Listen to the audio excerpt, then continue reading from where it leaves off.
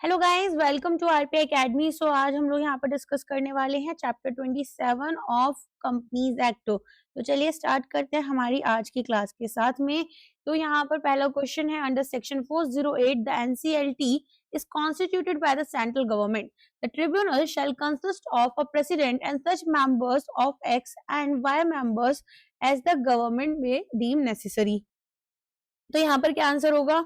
तो देखो सेक्शन 408 जो है उसमें हमारे पास में बेसिकली हमारे पास ट्रिब्यूनल जो है, ठीक है, उसमें एक प्रेसिडेंट होते हैं और एक सच मेंबर जुडिशियल और टेक्निकल मेंबर्स होते हैं, जैसे कि सेंट्रल गवर्नमेंट को नेसेसरी लगे। इवन अभी यहाँ पर ना आपका ये आया था, लेबर कोर्ट्स जो आए थे उसमें भी कुछ इस तरह की ही चीजें बोली गई थी, ठीक है। तो जुडिशियल और टेक्निकल मेंबर्स होना जरूरी होता है। तो प्रेसिडेंट की अगर हम बात करें, this must be the person who is और हैज बीन अ जज ऑफ हाई कोर्ट, ठीक है। ऑल्सो यहाँ पर जो जुडिशियल मेंबर्स होते हैं, आपके जो जज हैं वो 5 साल के लिए रहने चाहिए। यहाँ पर फॉर जज ऑफ अ हाई कोर्ट का पोस्ट उनके पास 5 साल के लिए होना चाहिए। टिपिकली इंडिविजुअल्स जिनका background as a high court जज है या फिर डिस्ट्रिक्ट जज है फॉर अ स्पेसिफिक टेन्योर और an advocate with significant experience. Technical members में इंडिविजुअल्स जिनका स्पेसिफिक एक्सपर्टीज है एरियाज जैसे अकाउंटेंसी, लॉ, मैनेजमेंट, एडमिनिस्ट्रेशन और कॉर्पोरेट सेक्रेटेरिएट प्रैक्टिसेस, ठीक है। तो यहाँ पर आपका आंसर सी हो जाएगा। नेक्स्ट क्वेश्चन पर आते हैं। A person shall not be qualified for appointment as the president of NCLT unless he is or has been or a judge of high court for X years. तो यहाँ पर एक person जो है shall not be qualified for appointment as the president of NCLT unless he is or has been or a judge of a high court for 5 years. President must have been, ठीक है, judge for 5 years. Judicial member जो रहेंगे वो यहाँ पर are have been a judge of high court यहाँ पर, या फिर एक डिस्ट्रिक्ट जज बनेंगे ये एटलीस्ट 5 साल के लिए, और अगर ये एडवोकेट है किसी कोर्ट के तो 10 साल के लिए। तो टेक्निकल मेंबर्स की बात करें, ही must be a person of proven ability standing यहाँ पर special knowledge experience of not less then 15 years in law, industrial finance, industrial management, investment, accountancy और लेबर मैटर्स, ठीक है। तो यहाँ पर आपके पास में आंसर क्या होना चाहिए?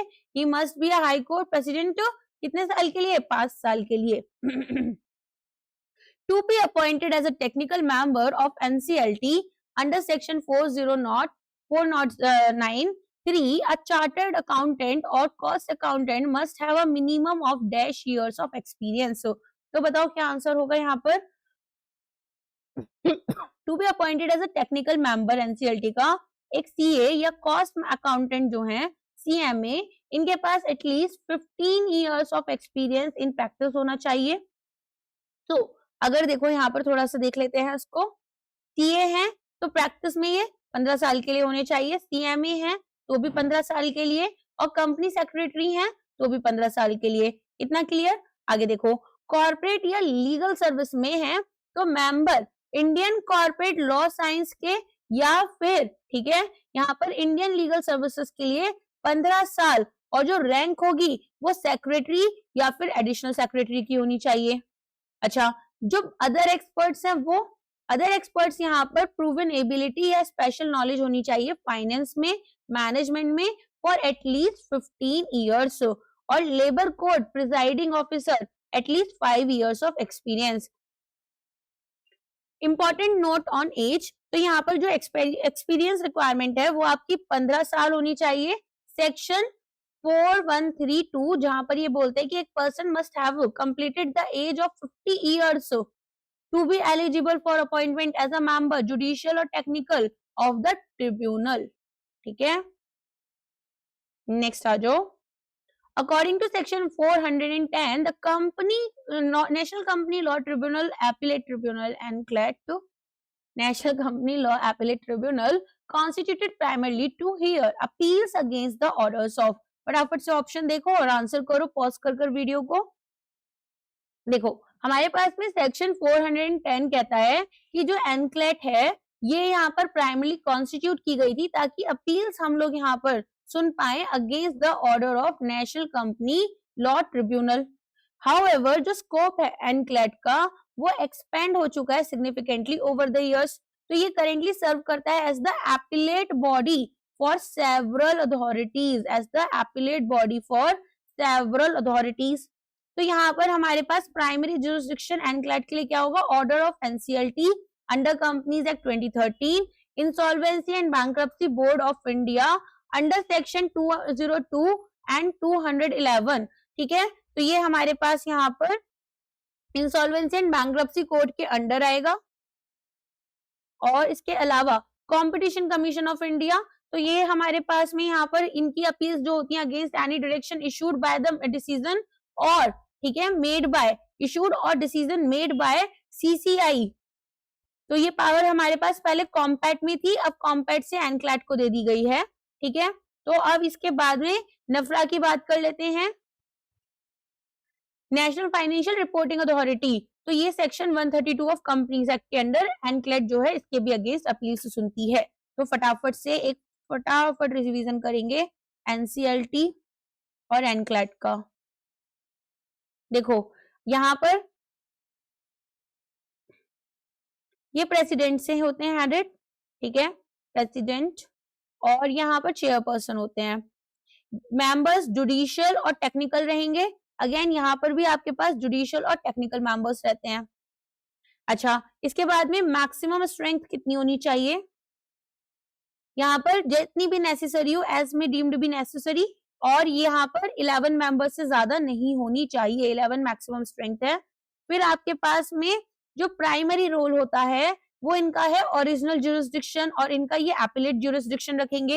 एपिलेट मीनिंग अपील आ रही है इनके पास में, फाइन। चलो, तो यहाँ पर नेक्स्ट आ जाते हैं, chairperson of the एनक्लैड shall be a person who is और हैज बीन अ जज ऑफ हाई कोर्ट, जज ऑफ द सुप्रीम कोर्ट और chief justice of high court, secretary of the central government of India, senior advocate for 20 years, president of NCLT. अब यहाँ पर आप देखना section कौन सा आता है, 411(1) ऑफ द कंपनीज एक्ट। ये बोलते हैं कि हमारे पास में जो चेयरपर्सन है एनक्लैड के, वो एक ऐसे पर्सन होने चाहिए हु इज और हैज बीन अ जज ऑफ सुप्रीम कोर्ट और सीजे ऑफ एचसी।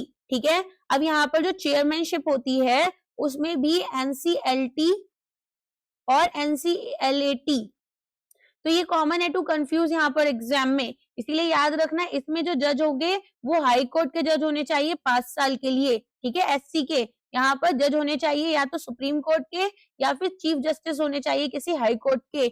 ऑल्सो अगर बात करें रिटायरमेंट एज यहाँ पर 67 ईयर्स की रहेगी और एनक्लैड में 70 ईयर्स की रहेगी। ठीक है, जो टर्म की लेंथ है वो 5 साल रहती है, जिसको रिन्यू कर सकते हो आप एक बार, और यहाँ पर आपकी अगेन 5 साल होगी जिसको रिन्यू कर सकते हो एक बार। अच्छा, कुछ एडिशनल क्वालिफिकेशन और देख लेते हैं। तो हमारे पास में यहाँ पर जो जुडिशियल मेंबर हैं वो जज रहेंगे हाई कोर्ट के या फिर जुडिशियल मेंबर रहेंगे एनसीएलटी के फॉर 5 इयर्स। ये एनक्लैड के लिए बात कर रहे हैं हम। ठीक है,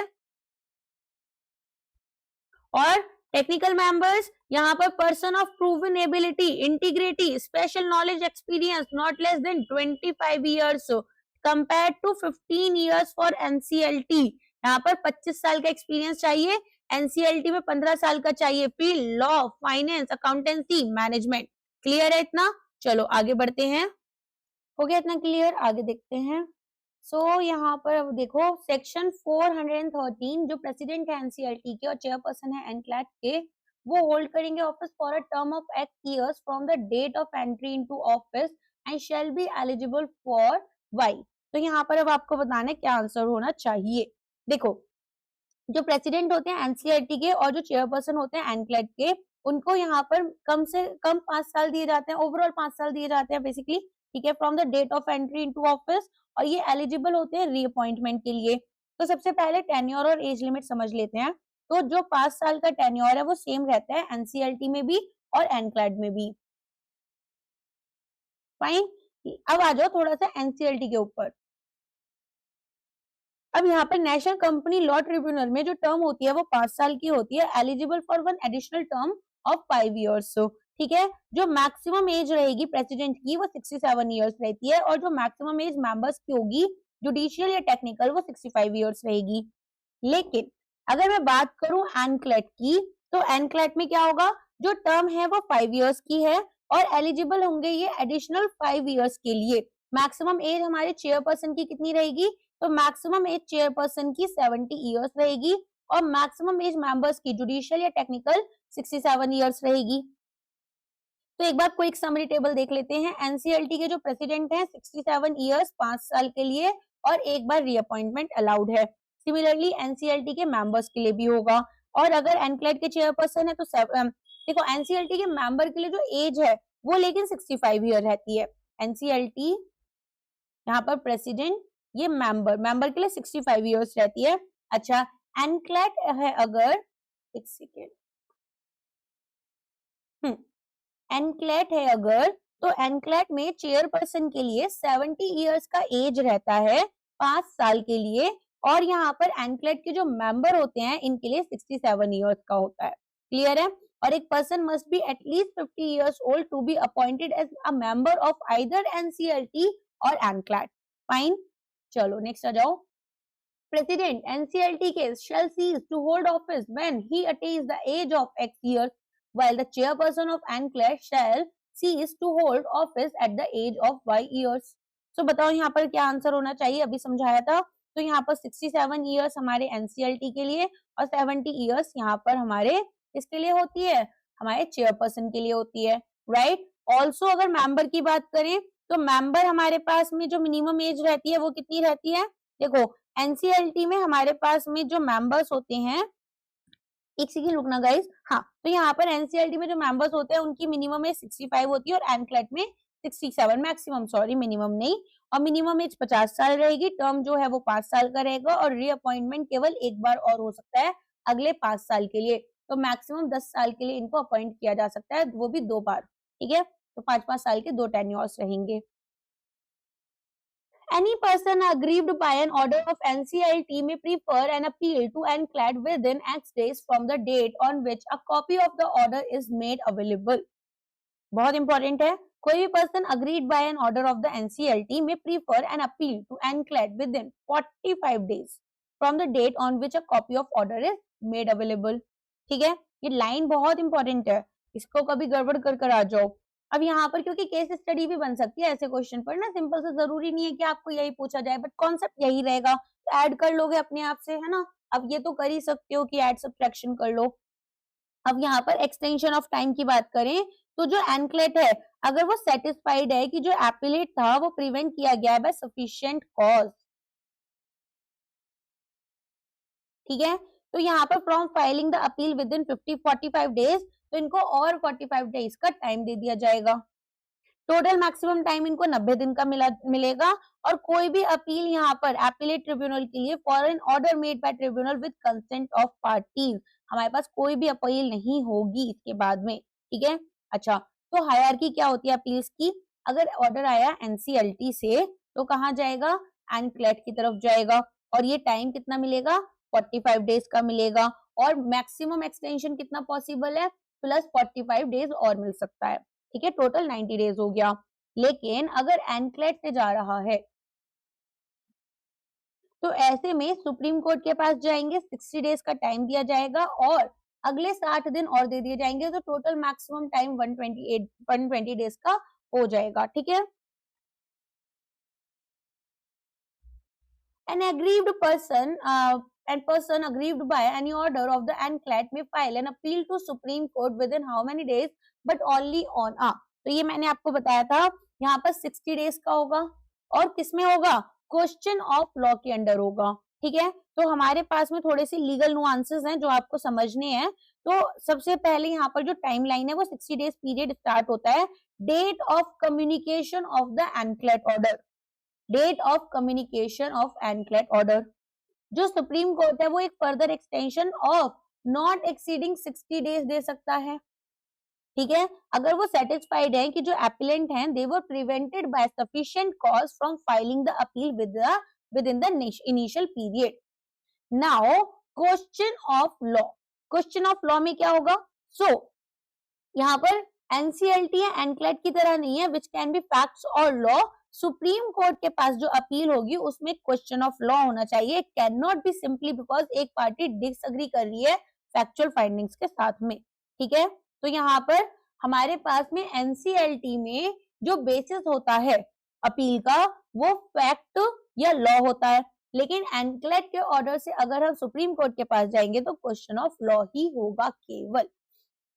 next question, according to section 422 the tribunal and the appellate tribunal shall make every endeavor to dispose of every application or appeal within X days from the date of filing। तो जो ट्रिब्यूनल होते हैं और जो appellate tribunal एनक्लेट है, ये यहाँ पर इनके लिए बोला गया है they shall make an endeavour to dispose of every application और appeal within 3 months from the date of filing.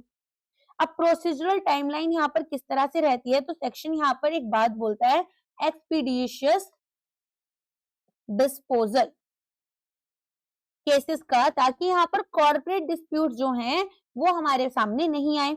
तो स्टैंडर्ड टाइमलाइन आपको 3 महीने की दी है, date of presentation before the tribunal या फिर filing of the appeal before the appellate tribunal. Extension provision में अगर एप्लीकेशन या अपील डिस्पोज नहीं की जाती है इस 3 महीने के अंदर अंदर, तो जो प्रेसिडेंट है एनसीएलटी के या जो चेयरपर्सन है एनक्लेट के, वो एक्सटेंड करेंगे period for a further duration of 90 days, ठीक है। अब यहाँ पर जो प्रेसिडेंट या चेयरपर्सन है उनको रीजन रिकॉर्ड करना होगा।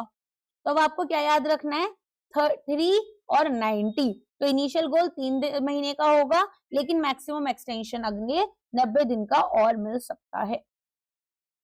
No civil court shall have jurisdiction to entertain any suit or proceedings in respect of any matter which the Act is empowered to determine। तो यहाँ पर no civil court shall have jurisdiction to entertain कोई भी suit या फिर proceedings यहाँ पर जो कि एनसीएलटी या एनक्लेट को यहाँ पर डिटरमिन करनी है, ठीक है। तो यहाँ पर बोला गया है कि once a matter falls under the domain of NCLT और एनक्लेट, एक बार मैटर अगर एनसीएलटी या एनक्लेट के सामने आ जाता है, उसके बाद में जैसे इंसॉल्वेंसी हो गया, ऑपरेशन हो गया, मिसमैनेजमेंट हो गया, वाइंडिंग अप हो गया, तो जो रेगुलर सिविल कोर्ट्स हैं उनकी अथॉरिटी खत्म हो जाती है टू हियर दोस केसेस। फिर यहाँ पर बार ऑन इंजंक्शंस, तो कोई भी कोर्ट या अथॉरिटी जो है they can grant an injunction और a stay order against any action taken और to be taken by the NCLT और एनक्लेट, ठीक है, in the exercise of their power. तो जो गोल है वो क्या है कि हमें ना पैरेलल प्रोसीडिंग्स से बचना है, हमें पैरेलल प्रोसीडिंग्स से बचना है, ठीक है, और इंश्योर करना है एक्सपीडिशियस डिस्पोजल कॉर्पोरेट डिस्प्यूट का एक्सपर्ट्स करें, रेदर देन कि यहाँ पर हम ना सिविल कोर्ट्स को ऑलरेडी जो बहुत ज्यादा ही यहाँ पर बैकलॉग्ड है इनको बर्डन करें, ठीक है। एक केस और बता देती हूँ मैं आपको। तो हमारे पास में जैसे इससे पहले ना एक हुआ था ammonia supplies corporation private limited versus modern plastic containers, ठीक है। तो यहाँ पर इस टाइम पर ये बोला गया था कि अगर एक मॉडर्न आपका मैटर है जिसमें कि कॉम्प्लेक्स क्वेश्चन है फ्रॉड का, टाइटल का या इंडिविजुअल सिविल राइट्स का, तो ये समरी ज्यूरिसडिक्शन जो है ट्रिब्यूनल का उससे बियॉन्ड जाता है और यहाँ पर सिविल कोर्ट जो हैं वो इन मैटर्स को सुनेंगे, ठीक है। अच्छा, एक चीज और याद रखना, हमारे पास में आप आई थिंक आगे के क्वेश्चन में आ जाएगा, नहीं भी आया तो कोई दिक्कत नहीं है। एनसीएलटी में सेक्शन 420 के अंदर, ठीक है, जो मिस्टेक्स को करेक्ट करना, sorry I just got this one verb, या सो यहाँ पर 2 years आपको रहेंगे, ठीक है। चलो नेक्स्ट, यहाँ पर under section 425 the NCLT and NCLAT have the same jurisdiction powers and authority in respect of acts as high court has. So यहाँ पर सेक्शन 425 जो है, यहाँ पर आप देखेंगे कि बेसिकली क्या बोलता है, एनसीएलटी और एनक्लेट के पास में सेम जुरिसडिक्शन पावर्स और अथॉरिटी हैं in respect of contempt of themselves as a high court has. तो जो कॉन्टेम्प्ट ऑफ कोर्ट होता है ऐसे ही इनका भी हो सकता है, ठीक है। सो यहाँ पर हमें थोड़ा सा कंटेम्प्ट पावर समझना होगा। तो कंटेम्प्ट ऑफ कोर्ट बोलते हैं ना उसको, द क्रिटिकल प्रोविजन, कि यहाँ पर जो ऑर्डर्स होते हैं ट्रिब्यूनल के या फिर एपीलेट ट्रिब्यूनल के वो सीरियसली लिए जाएं। इसीलिए अगर कंटेम्प्ट होता है तो उसके लिए पनिशमेंट दी जाएगी, और जो पनिशमेंट है इसमें हम देखेंगे कि क्योंकि हमने एनसीएलटी और एनक्लेट को यहाँ पर सेम पावर्स दी हैं as high courts under which आपका act contempt of court act 1971।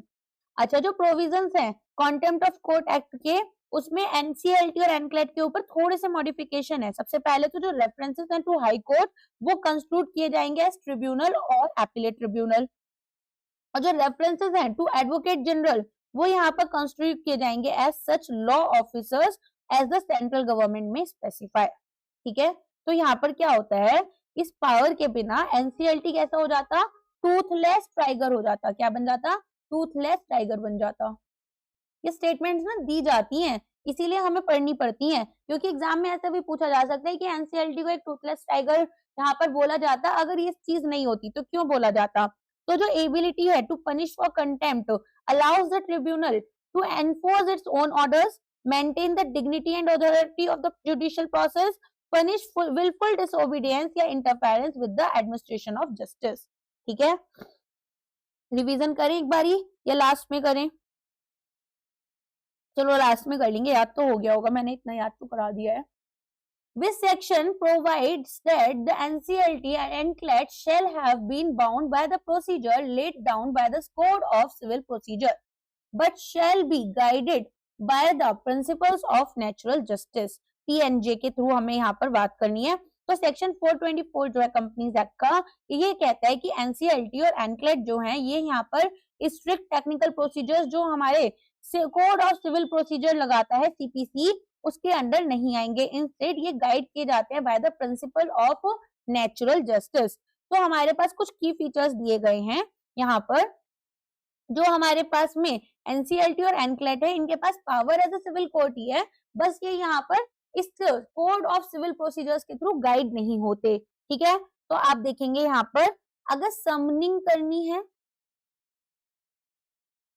या फिर एनफोर्स करना है, ठीक है, तो attendance of any person on examining and on oath, या फिर requiring the discovery and production of documents, receiving evidence on affidavits subject to provisions of section 123 और 124 ऑफ इंडियन एविडेंस एक्ट 1872, जिसमें कि पब्लिक रिकॉर्ड या document होगा या copy होगी such record की, issuing commissions for the examination of witnesses और documents. ठीक है, डिसमिस करेंगे एक रिप्रेजेंटेशन फॉर डिफॉल्ट और deciding its ex parte, setting aside any order और dismissal of any representation for default और any order pass by the ex parte. ठीक है, so what are the principles of natural justice? सबसे पहले तो यहाँ पर हियर द अदर साइड,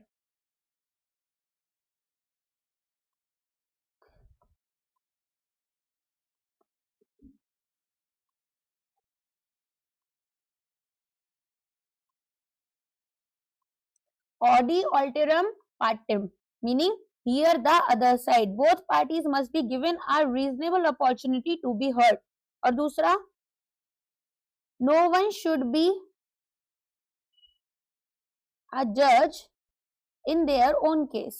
ठीक है, तो यहाँ पर nemo judex in causa sua, तो जो डिसाइडिंग अथॉरिटी है वो अनबाइज्ड होनी चाहिए। ओके, अच्छा देखो, सिविल कोड जो होते हैं वो स्ट्रिक्टली बाउंड होते हैं CPC 1908 के अंडर, जहां पर रिजिड प्रोसीजरल रिक्वायरमेंट्स होते हैं और फॉर्मल एडजुडिकेशन होता है। बट एनसीएलटी या एनक्लेट जो है वो प्रिंसिपल ऑफ नेचुरल जस्टिस के साथ में जाते हैं और फ्लेक्सिबिलिटी यहाँ पर दी जाती है और समरी नेचर में, तो एक्सपीडिशियस डिस्पोजल होता है with in 3 months। Clear? Next यहाँ पर the selection committee for the appointment of judicial and technical members of the NCLT is headed by, कौन इनको हेड करता है यहाँ पर बताओ? देखो सेक्शन 424 जो हमारे NCLT हैं और जो हमारे एनक्लेट हैं, ठीक है, इनको फ्लेक्सिबिलिटी देते हैं कि ये रिजिड टेक्निकलिटीज से किधर से जाएं, कोड ऑफ सिविल प्रोसीजर 1908 की तरफ से। इंस्टेड यहाँ पर ये मैंडेटेड है कि प्रिंसिपल ऑफ नेचुरल जस्टिस को फॉलो करें। तो की हाइलाइट्स क्या है फॉर सेक्शन 424? यहाँ पर ये स्ट्रिक्टली बाउंड नहीं है by CPC, they are still quasi judicial bodies and possess the same powers as civil court for certain essential functions। तो समनिंग की बात कर लो आप, एनफोर्स करेंगे attendance of any person examining them on oath, discovery की बात कर लो, तो requires the discovery and production of documents, affidavits की बात करो तो रिसीव करेंगे एविडेंस थ्रू स्worn एफिडेविट्स। फिर बात करो आप एक्स पार्टे ऑर्डर्स की, तो यहाँ पर पार दी जाती है to dismiss a representation for default और decide a matter as ex parte as well as the power to set aside such orders. और पब्लिक रिकॉर्ड्स की बात करो तो requisitioning public records from any office. तो ये जो शिफ्ट हुआ टू नेचुरल जस्टिस, ठीक है, तो यहाँ पर हमारे पास में ये एनक्लेट और एनसीएलटी को अलाउ करते हैं कि ये जो लेंथी प्रोसीजरल डिलेज हैं इनसे यहाँ पर खुद को अवॉइड कर पाए, तो बी एक्सपीडिशियस।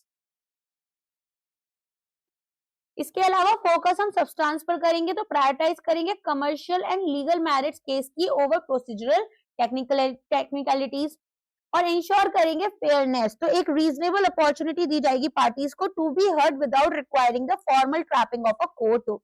फाइन, तो हमारे पास में यहाँ पर सिविल कोर्ट का याद रहेगा आपको, ठीक है।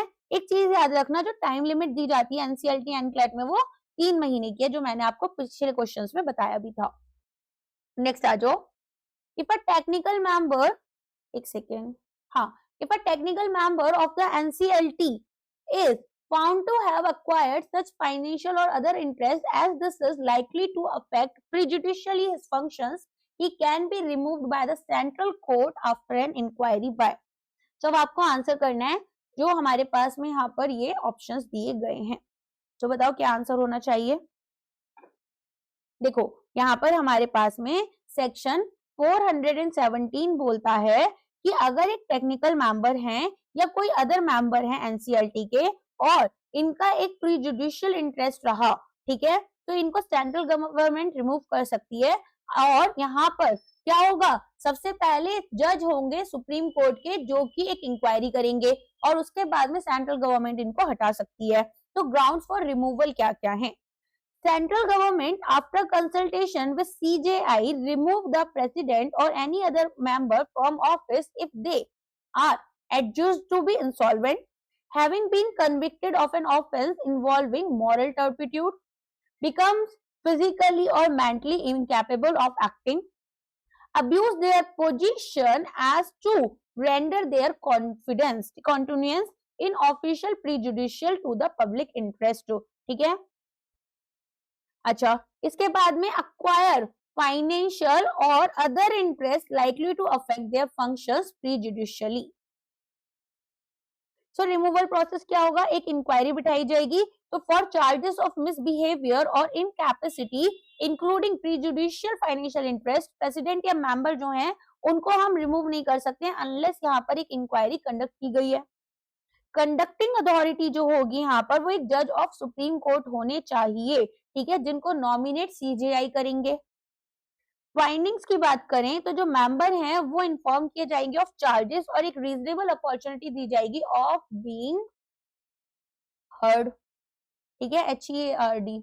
फिर यहाँ पर फाइनल एक्शन जो होगा सेंट्रल गवर्नमेंट पास कर सकती है रिमूवल ऑर्डर आफ्टर द जज report that member ought to be removed on such grounds. ठीक है, अच्छा, अब यहाँ पर प्रेसिडेंट या मेंबर सेंट्रल गवर्नमेंट को अगर राइटिंग में अपना रेजिग्नेशन देते हैं तो उनको ऑफिस कंटिन्यू करना पड़ेगा। वो जो नोटिस पीरियड हम लोग सर्व करते हैं ना 3 महीने का, from the notice date unless a successor joins earlier और they are permitted to leave sooner. और अगर रिमूवल होता है, देखो रेजिग्नेशन जाता है 416 में और रिमूवल किस में जाता है 417 में। तो एक एग्जिट बेस्ड यहाँ पर involuntary exit based on specific disqualification और misconduct requiring a supreme court जज इंक्वायरी। फाइन, क्लियर हो गया, कोई डाउट तो नहीं है। तो एक चीज याद रखना, एनसीएलटी जो है वो अगर उसको कोई भी अमेंड करना है अपना ऑर्डर, ठीक है, रेक्टिफिकेशन करनी है मिस्टेक्स की, तो वो 2 साल के अंदर अंदर कर सकती है अगर कोई भी अपील फाइल नहीं हुई। अगर अपील करनी है एनक्लेट को तो विद इन 45 डेज करेगी। अगर डिस्पोजल करना है केस का तो टारगेट 3 महीने का है, 90 दिन का एक्सटेंशन मिल जाता है। अगर अपील सुप्रीम कोर्ट के पास करनी है तो 60 दिन में और अगले 60 दिन का और एक्सटेंशन मिल जाएगा। ठीक है। अगर सिलेक्शन कमेटी की बात करें तो हेडेड बाय सीजेआई होनी चाहिए या इनके कोई नॉमिनी हो सकते हैं। अगर रिमूवल करना है तो सेंट्रल गवर्नमेंट करेगी, लेकिन इंक्वायरी सुप्रीम कोर्ट के जज बिठाएंगे। और जो यहाँ पर आपको प्रिंसिपल गाइड करता है वो नेचुरल जस्टिस का होता है। ठीक है। और यहाँ पर कंटेम्प्ट पावर जैसी हाई कोर्ट की होती हैं वैसी ही रहेंगी। अब गाइज यहाँ पर आपका सेक्शन ये वाला कंप्लीट हो जाता है। अब कुछ ना ऐसी यहाँ पर चीजें हैं जो कि आपसे एग्जाम में पूछी जा सकती हैं। So if you are a member of our test series और अवर पेड कोर्सेज, मैंने फाइल दी हुई है, वहां से रिवीजन कर लेना। अब कुछ लोग कहेंगे मैम हमने कुछ नहीं खरीदा तो आप हमें नहीं देंगे ये फाइल्स। देखो बेटा, जहां से पढ़ रहे हो, ठीक है, चाहे पेड कोर्स लिया है चाहे टेस्ट सीरीज ली है, मेरी क्लासेस अगर आपने पूरी की हैं एमसीक्यू बैच की और कंपनीज की, और वहां से आपने मॉक टेस्ट तो लगाए होंगे जहां से भी आपने खरीदे हैं कोर्सेज, चाहे पेड लिए हो चाहे टेस्ट सीरीज ली हो, प्लीज उतना ही अब रिवीजन कर लो। आपके पास में बहुत कम टाइम है। अगर मैं ओवरबर्डन कर दूंगी दिक्कत आएगी, तो पहले रिवीजन करो, इसको आप बाद में देख लेना। अगर इन केस फिर भी नीड होती है, ठीक है, तो एक मैसेज ड्रॉप कर देना टेलीग्राम पर, मैं प्रोवाइड कर दूंगी, कोई दिक्कत नहीं है। बट मेरा ये मानना है कि हम नई चीजें अब ना रिवीजन कर कर, जो पुराना हमने अभी तक जो मॉक्स दिए हैं उनके क्वेश्चंस रिवाइज कर लो, जो क्लासेस मैंने प्रोवाइड कर रखी हैं, ठीक है, टेस्ट सीरीज अगर आपने हमारी लिए जहां से भी ली है वो रिवाइज कर लो। जितनी क्लासेस अभी कंप्लीट की हैं उसको एक बार तो आप कंप्लीट कर चुके होगे, मैं ये मानती हूँ, और अब उसको 2x या 1.5x पर फटाफट करके रिवीजन कर लो। अपने नोट्स खोलकर बैठना, जो पेन पेपर से बनाए थे उनको रीड करते हुए साथ में फटाफट रिवीजन कर लेना। ठीक है, चलो आज के लिए बस इतना ही है, मिलते हैं हमारी नेक्स्ट क्लास में। Thank you so much, bye bye, take care everybody and all the very best for your exam.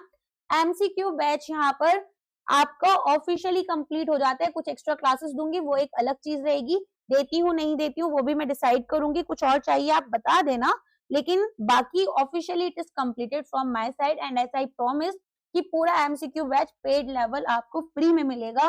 वो मैंने आपको वो कमिटमेंट फुलफिल की है।